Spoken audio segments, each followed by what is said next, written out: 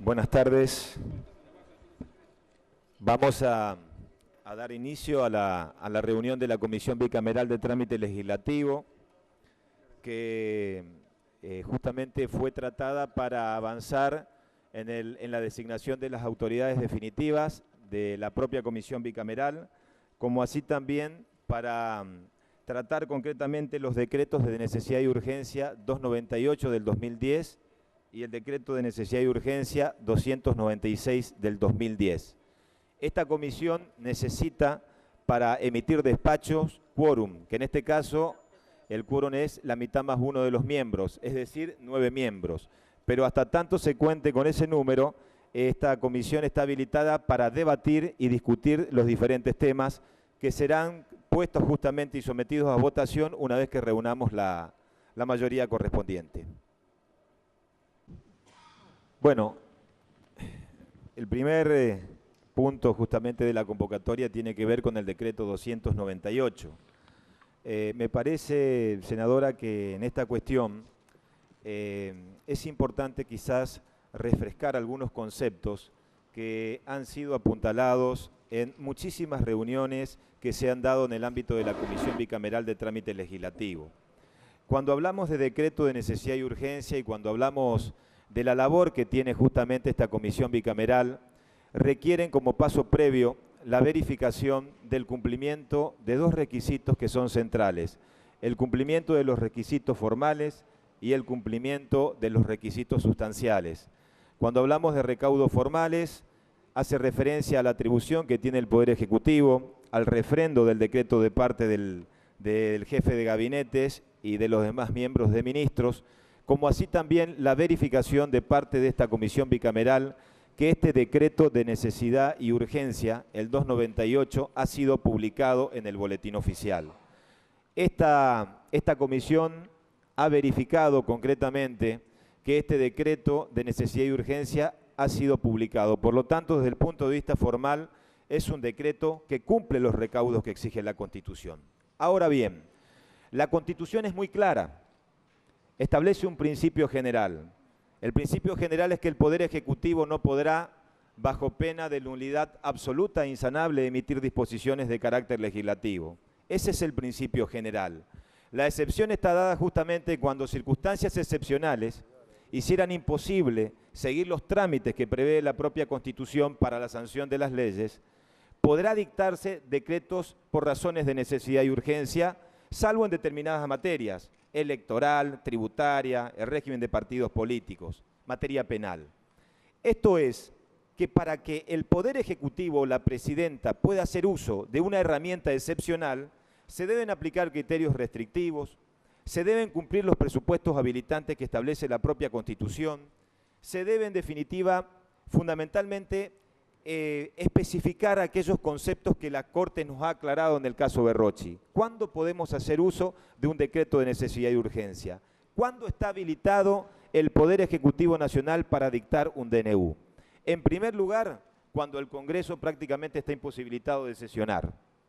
Cuando se da la imposibilidad del traslado de los legisladores a la Ciudad Autónoma de Buenos Aires, hasta la Corte hace referencia, senadora, a situaciones bélicas que impidan justamente la posibilidad de que este Congreso se reúna. En segundo lugar, cuando la herramienta que se requiere desde el punto de vista legislativo sea una urgencia tal que nos resulte imposible subsanar ese efecto a partir de la sanción de una propia ley. Esos son los supuestos donde la Corte fijó como requisito sustancial para viabilizar el decreto de necesidad y urgencia. Está de más decir que estos requisitos sustanciales lejos está de cumplirse de parte de estos decretos de necesidad y urgencia, fundamentalmente tanto el 298 como el 296.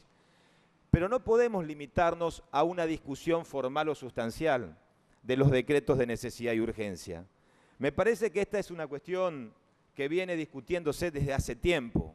Creo yo allá por el 14 de diciembre del 2009, hace más de 3 meses, estamos estancados en una discusión en el contexto de la bicameral cuando el Poder Ejecutivo tomó la decisión de elevar el mensaje de elevación y que tratemos el decreto de necesidad y urgencia 2010 que creó el Fondo del Bicentenario para la estabilidad y el desendeudamiento.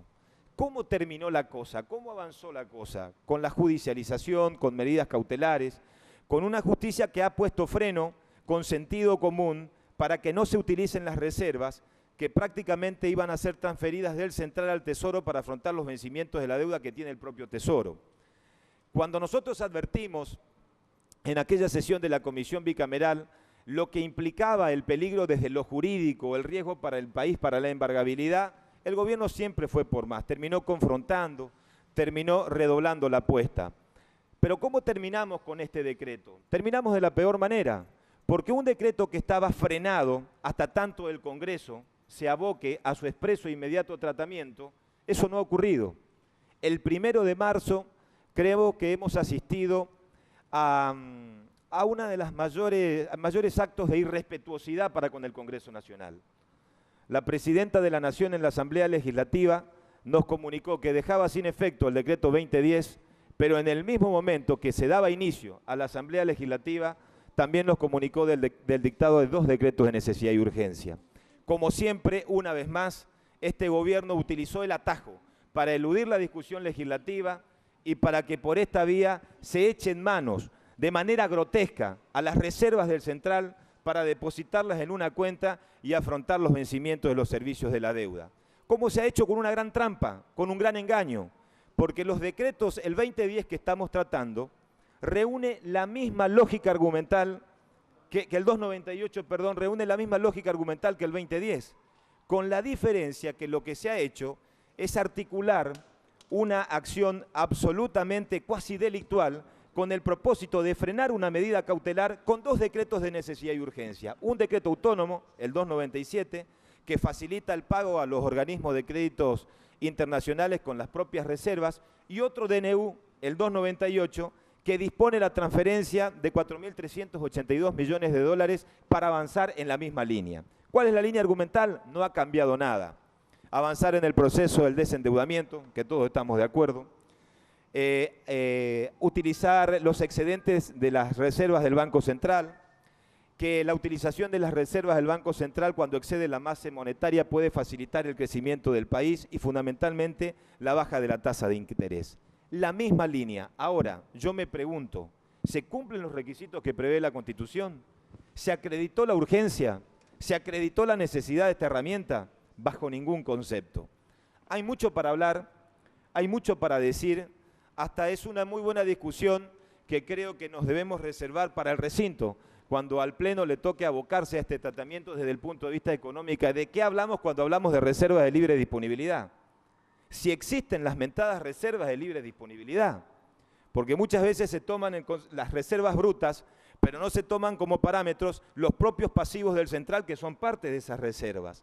Pero estas son cuestiones que lógicamente las vamos a discutir en el Pleno. Lo que no nos queda duda en este proceso deliberativo es que este DNU es una imitación, una pésima imitación del 2010, pero con un agravante, que ya se ha echado manos a las reservas y que una vez más es la propia justicia la que ha puesto freno a un gobierno que no tiene límites. Pero también tiene una obscenidad mayor, que es el desprecio a las minorías y el desprecio al accionar de la justicia.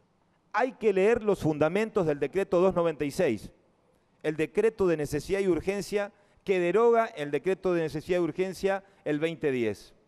El Poder Ejecutivo centraliza la fundamentación del DNU del 296 por una justicia que obstaculiza el accionar del gobierno y por el accionar de minorías parlamentarias que acuden a la justicia con el solo propósito de poner freno a un gobierno que siempre va por más.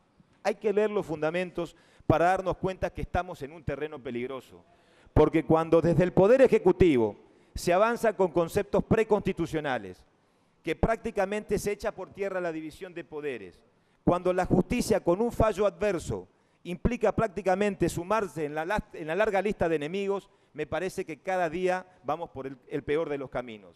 Y este es el camino que ha elegido el gobierno. Yo quiero decirles que nosotros hemos convocado a la Comisión Bicameral con fuerte apego al reglamento y a la ley. Que hay una nueva composición en el marco de esta Comisión Bicameral que fue votada por el Pleno de la Cámara de Senadores de la Nación. Y que en esa línea y con esta mayoría nosotros estamos en condiciones, una vez que se reúna con el quórum necesario, para avanzar con el dictamen. Las demás cuestiones, las cuestiones económicas, señores, creo que es conveniente quizás discutirlo en el ámbito del recinto.